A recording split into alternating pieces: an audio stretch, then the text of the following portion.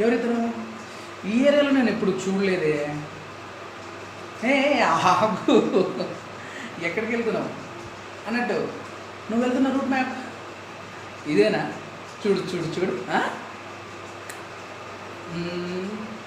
తీసుకా తీసుకో, అవసరం వచ్చినప్పుడు నీకు ఉపయోగపడుతుంది. ఏంటి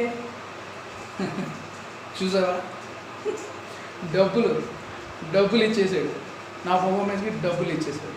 చూసావా? డబ్బులు సంపాదించి చాలా ఈజీ. అరే ఇందాక నువ్వు అడుగుతున్న రూట్ మ్యాప్ కావాలని అడిగాను, ఇప్పుడు అది లేదు కదా, ఎలా?